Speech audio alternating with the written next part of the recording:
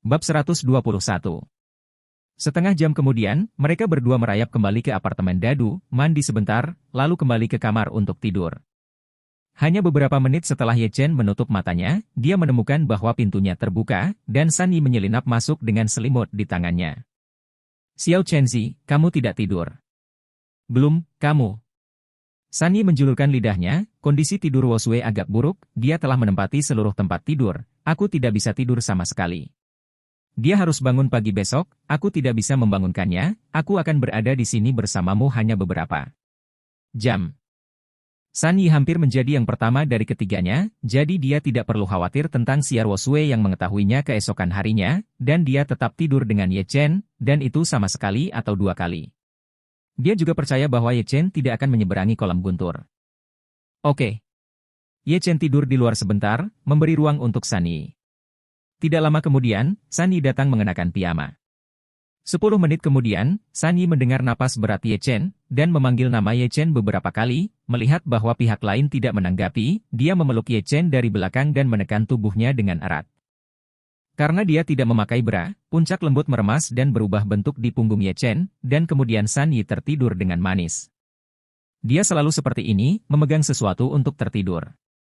Sebenarnya, Ye Chen tetap membuka matanya, tetapi dengan membelakangi San Yi, pihak lain tidak dapat menemukannya sama sekali. Dia merasakan hal yang sangat lembut di belakangnya, dan dia tidak tahu apakah harus menangis atau tertawa. Apakah San Yi ini mendorongnya untuk melakukan kejahatan? Pagi-pagi keesokan harinya, ketika Ye Chen bangun, dia menemukan bahwa San Yi sudah lama menghilang, dan suara kedua wanita yang mengobrol datang dari ruang tamu. "Ruo Sui, mengapa matamu bengkak, kamu menangis kemarin?" San Yi bertanya dengan heran. Tidak, apakah sudah jelas?" Xia Rusui buru-buru pergi ke kamar mandi untuk mengambil foto, dan benar saja, matanya bengkak. Meskipun itu tidak mempengaruhi kecantikannya, itu tidak dapat ditoleransi bagi seseorang yang ketat dengannya. "Ruo Sui, apa yang terjadi? Seseorang menggertakmu? Atau apa?" "Tidak, kemarin kering di balkon, dan mataku sedikit kering," jawab Xia Rusui. Ketika dia melihat Ye Chen berjalan keluar dari ruangan, dia menatapnya dengan lebih menarik, dia berlari ke kamar dengan cepat, dan berkata, "Saya merasa sedikit tidak nyaman hari ini, jadi saya tidak akan pergi ke grup Tiansheng, tetapi Ye Chen, saya akan membuat daftar rencana pengembangan dan operasi grup di rumah dan mendiskusikannya dengan San Yi pada saat itu." "Baik." Ye Chen setuju. Sekarang grup memiliki San Yi dan Shen Haihua, dan mereka memiliki produk unggulan yang sudah cukup. Selama implementasinya ada, perkembangan kelompok pasti akan berhasil. Pukul 9 pagi, Ye Chen dan San Yi keluar.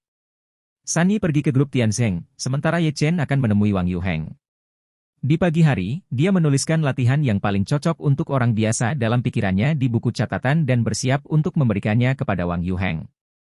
Jika dia benar-benar cocok untuk berkultivasi, buku ini cukup memberinya kemampuan untuk melindungi dirinya sendiri.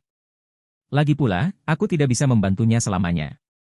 Ketika mereka tiba di Universitas Jiangbei, penjaga keamanan menjadi pucat ketika mereka melihat ketakutan Ye Chen, dan 4 penjaga keamanan bahkan mengambil inisiatif untuk membuka pintu untuk Ye Chen, dan sikap mereka benar-benar berbeda.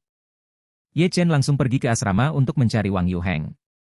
Sejak kejadian kemarin, hampir semua mahasiswa Universitas Jiangbei harus menundukkan kepala dan mengubah cara mereka ketika melihat Wang Yuheng, karena takut menyinggung pria ini. Tidak lama kemudian, kamar tidur anak laki-laki berada di atap.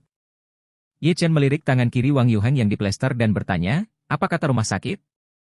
Wang Yuheng menggaruk kepalanya, "Saya pikir tangan saya harus patah, tetapi rumah sakit mengatakan itu hanya keseleo ringan. Ibu saya tidak percaya. Dia mengambil 3 film dan hampir mengganggu dokter, tetapi hasilnya sama saja. Ibu saya mengatakan itu adalah keajaiban, saya pergi ke kuil Bodhisattva pagi ini, tetapi saya tahu betul, Saudara Chen, ini pasti alasan Anda." "Oh, begitu yakin?" Ye Chen sedikit terkejut. "Saudara Chen, saya benar-benar merasa bahwa Anda berbeda. Terlepas dari temperamen atau kekuatan Anda, saya mendengar dari ibu saya bahwa Anda bergabung dengan tentara 5 tahun yang lalu?" tanya Wang Yuheng. Ye Chen tidak menjawab, tetapi memandang Wang Yuheng dan berkata dengan sangat serius, "Apakah kamu ingin menjadi sekuat aku? Seperti kemarin?" Wang Yuheng terkejut, menelan ludahnya, dan mengangguk tajam, "Tentu saja." Jika saya memiliki kekuatan saudara Chen, saya tidak akan menggertak saya, dan saya tidak akan hanya melihat orang tua saya dipukuli dan tetap tidak mau bertarung. Tinjunya yang lain terkepal, dan dia tahu betul bahwa jika tidak ada Brother Chen tadi malam, konsekuensinya tidak terbayangkan. Ye Chen sangat puas dengan jawabannya, dan bahkan mengeluarkan buklet dari tangannya dan menyerahkannya langsung kepada Wang Yuheng. Jika Anda ingin menjadi lebih kuat, buku ini akan memberi Anda jawabannya. Wang Yuheng mengulurkan tangannya dengan gemetar, matanya tertuju pada kata-kata di bagian atas buklet, Zion Runs to Thunder. Membukanya sedikit, matanya langsung melebar. Kakak Chen, bagaimana mungkin, apakah ini? Kamu benar, itu hal itu. Kamu akan mengerti sesuatu ketika kamu mengikuti baris beberapa halaman pertama. Juga, kamu harus menuliskan semuanya di dalamnya dalam sehari, dan kemudian membakarnya sendiri. Kamu tidak boleh ditemukan oleh orang lain, mengerti? Jernih. Akhirnya, saya harus mengingatkan Anda tentang satu hal. Jalan seni bela diri jauh lebih berbahaya daripada yang Anda pikirkan. Menjaga hati tahu adalah kuncinya. Jika Anda memiliki sesuatu yang tidak Anda mengerti, Anda dapat bertanya kepada saya. Ya, Saudara Chen. Wang Yuheng berkata dengan penuh semangat. Ye Chen memberitahu Wang Yuheng sesuatu tentang dunia seni bela diri kuno, dan baru setengah jalan, teleponnya berdering. Itu adalah Ye Lingtian. Ada apa? Ye Chen menekan tombol jawab dan berkata. Tuan Istana, sesuatu telah terjadi. Lingtian bersedia dihukum. Suara Ye Lingtian datang dari ujung telepon yang lain. Mata Ye Chen langsung dingin, dan dia bertanya, apa yang terjadi? Nona Xia dibawa pergi. 3 orang kuat yang saya lindungi Nona Xia semuanya terbunuh. Apa? Ye Chen memaksa dirinya untuk tenang dan bertanya, mungkinkah seseorang dari keluarga Xia yang mengambilnya? Jika itu adalah keluarga Xia, Xia Wosui akan baik-baik saja. Tuan Istana, seharusnya bukan keluarga Xia. Keluarga Xia tidak memiliki penguasa kekuatan ini di Jiangcheng. Menilai dari luka di bawah tanganku, itu pasti pekerjaan Grandmaster, dan ada lebih dari satu. Ye Lingtian berkata dengan sungguh-sungguh, Tuan Istana, semuanya salahku. Aku tidak peduli jika itu salahmu, Ye Lingtian. Mulai sekarang, gunakan semua kekuatanmu untuk menemukan Xia Ruosue. Jika kamu tidak dapat menemukannya, jangan datang menemuiku. Juga, kirim mobil ke Jiangbei Universitas untuk menjemputku secepat mungkin. Tuan Istana, saya sudah mengaturnya. Seharusnya di gerbang timur Universitas Jiangbei dalam waktu 30 detik. Ye Chen menutup telepon secara langsung. Wang Yuheng merasa ada yang salah dengan napas Ye Chen. Tepat saat dia akan berbicara, Ye Chen melompat langsung dari lantai atas. Kakak Chen, kamu.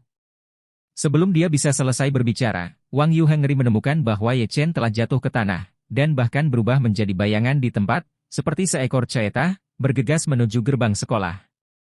Apakah itu manusia? Bab 122. Kebanyakan apartemen. Ye Chen naik ke atas seperti orang gila dan menemukan bahwa pintunya terbuka. Dia bergegas masuk dan menemukan bahwa Ibu Xia sudah ada di dalam. Pada saat ini, mata Ibu Xia penuh dengan kemarahan. Dia memasang gelang pendeteksi kehidupan terbaru di Xia Ruosue, yang akan selalu mengirimkan data detak jantung dan tubuh Xia Ruosue. Tapi hanya 20 menit yang lalu, data tiba-tiba terputus. Sebagai seorang ibu, dia secara naluriah menyadari ada sesuatu yang salah, dan bergegas ke apartemen Dadu sesegera mungkin. Menemukan seluruh rumah berantakan. Tidak hanya itu, dia juga memanggil pengawasan Dadu dan menemukan bahwa 3 orang membawa pergi Xia Ruosue. Dia telah menggunakan semua kekuatan yang dapat dikendarai oleh keluarga Xia untuk menyelidiki, dan sekarang, yang paling penting adalah menemukan bukti baru di TKP. Ketika dia melihat penampilan Ye Chen, Ibu Xia hampir pingsan. Kemarahan yang tak ada habisnya membuatnya ingin membunuh Ye Chen. Dia meraih pakaian Ye Chen dan meraung, kamu berjanji padaku beberapa hari yang lalu. Bukankah kamu mengatakan bahwa tidak ada yang bisa menyakiti Ruosue? Janjimu. Mengapa Ruosue pergi sekarang? Kamu berbicara. Mata Ye Chen dingin, dia tidak berbicara, dia membiarkan Ibu Xia melakukannya, dan pada saat yang sama, tinjunya mengepal. Niat membunuh yang dingin tertutupi. Beri aku 1 hari, dan aku akan membawa Ruosue kembali dalam kondisi baik. Sama seperti Ibu Xia ingin mengatakan sesuatu, Ye Chen melanjutkan, jika saya tidak melakukannya, Anda akan mengambil hidup saya. Setelah berbicara, Ye Chen masuk ke rumah dan melihat sekeliling, tidak ada yang ditemukan di sini, tetapi masih ada aura yang kuat. Pihak lain benar-benar master. Karena itu adalah seniman bela diri kuno, lawan yang menjarah Ruosue pasti datang untuknya. Sial. Ye Chen berusaha keras untuk menenangkan diri dan menyiarkan 3 panggilan telepon. Yang pertama adalah Bai Libing, yang memintanya menggunakan kekuatan kantor polisi untuk menemukan Xia Ruosue. Yang kedua adalah Jin Lengyan, dia ingin memastikan bahwa semua kekuatan di Jiangcheng memiliki kekuatan master-master. Yang ketiga adalah Yao Zhengde. Berharap untuk membiarkan dia menggunakan jaringannya untuk menemukan semua informasi yang berguna. Tapi 5 menit berlalu, dan tidak ada yang memberinya jawaban yang dia inginkan. Pada saat ini, ponsel Ye Chen berdering. Adalah nomor yang tidak dikenal. Hai. Kamu sampah keluarga, bagaimana perasaanmu sekarang?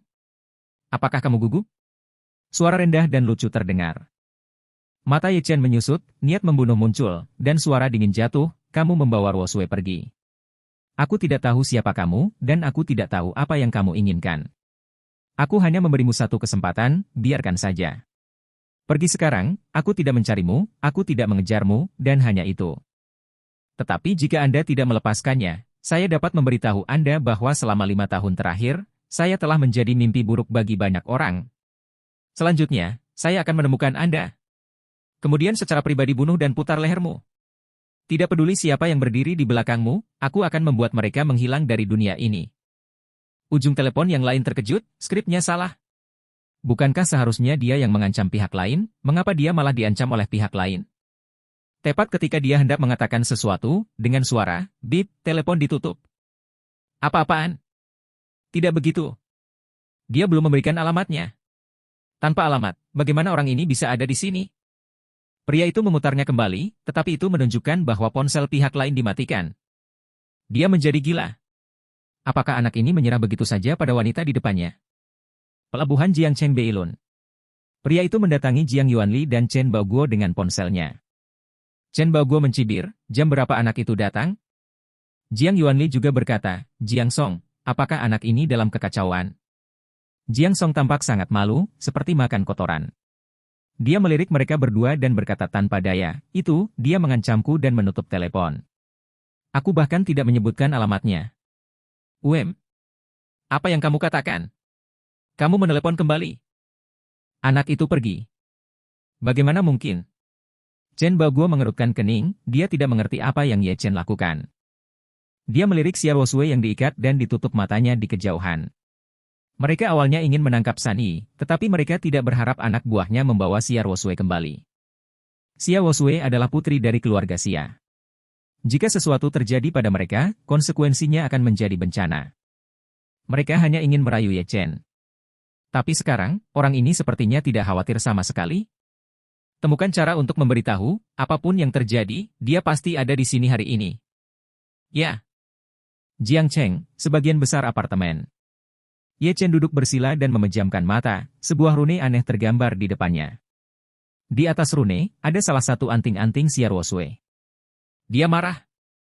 Kecuali itu adalah pilihan terakhir, dia pasti tidak akan menggunakan teknik ini. Teknik penelusuran semacam ini memakan terlalu banyak korban pada tubuh. Jika Anda sedikit ceroboh, tubuh Anda akan mendapat serangan balik, dan kultivasi Anda akan mandek. Tapi sekarang, dia tidak peduli. Ye Chen mengepalkan jari-jarinya, dan terus menggumamkan sesuatu di mulutnya, berada di dasar sungai, segala sesuatu dilahirkan. Kebersihan adalah sumber kekeruhan, dan gerakan adalah dasar keheningan. Jika orang selalu bisa tenanglah, langit dan bumi semua akan kembali. Ini adalah jalan hebat, hukum tertinggi yang diberikan orang tua itu kepadanya. Hancurkan vitalitas, temukan orang ribuan mil. Saat Ye Chen berbicara lebih cepat dan lebih cepat, rune dan anting-anting di depannya benar-benar melayang. Detik berikutnya, bakar langsung. Hal aneh terjadi, nyala api itu ternyata cian. Itu bahkan membentuk-bentuk yang aneh. Bersalju. Ye Chen menggigit jarinya dan mengeluarkan semburan darah. Ketika esensi darah mengenai api, nyala api meledak. Sebuah gambar muncul di benaknya. Kontainer, derek, laut, Beilun. Mata Ye Chen tiba-tiba terbuka, darah melonjak, dan dia tidak bisa menahan lagi, dan memuntahkan seteguk darah. Meskipun wajahnya pucat, niat membunuh yang dingin terus meluap, dan seluruh rumah menjadi sunyi senyap. Ternyata di pelabuhan Beilun, siapapun yang berani menyentuhku, aku akan mencabutmu. Pukul 4 sore waktu Beijing, pelabuhan Beilun. Ini adalah pelabuhan lama Jiangcheng karena pemerintah merencanakan pelabuhan baru Wangjiang yang baru, sementara itu kosong. Tanah ditutupi dengan kontainer pengiriman yang rusak. Pada saat ini, dalam sebuah wadah, Xia Wosue diikat ke kursi besi, dan tali di tubuhnya telah mengeluarkan darah di kulitnya yang putih. Dia tidak gugup sama sekali, tetapi sangat tenang, dan dia memperhatikan segala sesuatu di sekitarnya. Dilihat dari tangan orang-orang ini, mereka adalah pejuang kuno, dan jelas bahwa mereka telah direncanakan dengan hati-hati. Juga, kelompok orang ini harus mengetahui identitasnya, sehingga mereka tidak menyakitinya, dan bahkan memberinya air minum secara teratur. Dia merasa lebih seperti umpan, dan beberapa orang di luar sepertinya sedang menunggu sesuatu untuk datang. Mungkinkah orang-orang ini ingin menggunakan diri mereka sendiri untuk mengancam keluarga Xia? Melihat seluruh provinsi Jiangcheng dan Jiangnan, siapa yang berani mengambil risiko seperti itu dan menyinggung keluarga Xia? Pada saat ini, Jiang Song masuk, memegang sebotol air di tangannya, dan berkata kepada Xia Rusue tanpa ekspresi, minumlah. Xia Rusue menoleh dan menolak niat baik pihak lain. Dia berkata dengan dingin, siapa kamu? Apakah kamu tahu apa artinya menyinggung keluarga Xia?